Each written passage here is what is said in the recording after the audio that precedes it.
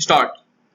Challenge in this appeal is the judgment of the learned single judge of the Patna High Court, holding that the appellants were not entitled to a degree for a specific performance of contract.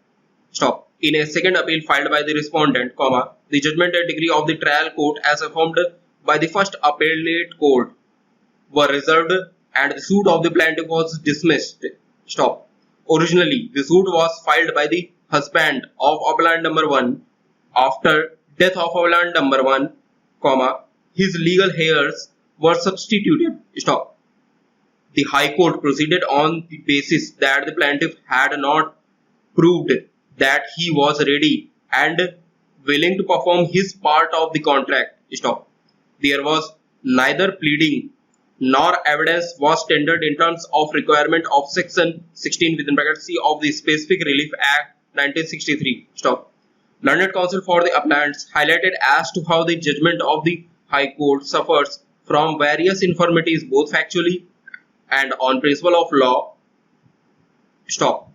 None appears for the respondent, though she was represented by a counsel who did not appear on several dates of hearing and also is not present today. Stop. Para. The High Court recorded findings to the effect that there were no specific averments in the pleadings that the plaintiff was ready and willing to perform his part of the contract, and also no evidence was adduced in this regard. Stop. As rightly pointed out by learned counsel for the appellants, the findings are contrary to the materials on record. Stop. As noted by the first appellate court in various paragraphs of the plaint, more particularly, paragraph 18 and 22, specific averments regarding readiness and willingness of the plaintiff to perform his part of the contract have been made. Stop. Additionally, the plaintiff, who was examined as PW9, has categorically stated that he had gone to tender the money. Stop. That is the consideration, to the defendant who was not agreeable to return the sale deeds, and therefore the only course left open to the plaintiff was to file a suit. Stop. Para. On this ground alone, the judgment of the High Court is vulnerable. Stop. Another factor which appears to have weighed with the High Court is that even though 1 month time was granted by the trial court to the plaintiff to deposit a sum of rupees 1500, this was not done. Stop. This again is a finding contrary to the materials on record. Stop. There can be no quarrel with the proposition that in a suit for a specific performance of the contract, the plaintiff must prove that he was ready and willing to perform his part of the contract continuously between the date of the contract and the date of hearing of the suit. Stop. But the findings that the plaintiff has not proved his capacity to perform his part of the contract, as he was not even ready to deposit the money in terms of the trial court's order, is factually wrong. Stop. It appears that no such plea was raised by the defendant before the first appellate court.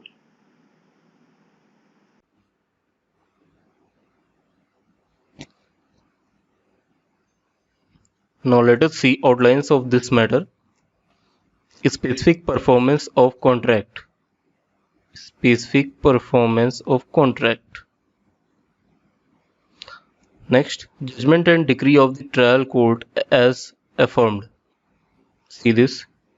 Judgment and decree of the trial courts as affirmed. Next, substituted. Substituted.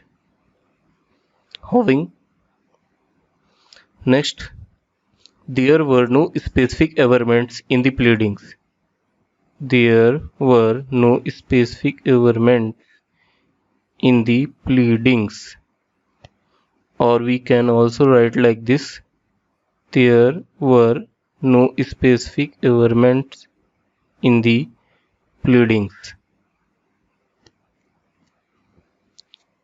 Next, contrary to the materials on record. Contrary to the materials on record. Next, as noted by the first appellate court. As noted by the first appellate court. As noted by the first appellate court. Next, specific averment. Specific averment. Next, agreeable to return sale dates. Agreeable to return sale dates. Next, there can be no quarrel with the proposition.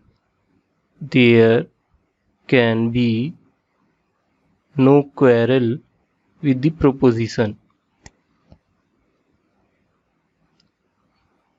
There can be no quarrel with the proposition.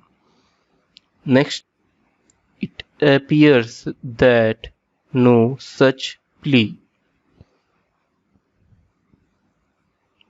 Again we write like this. It appears that no such plea.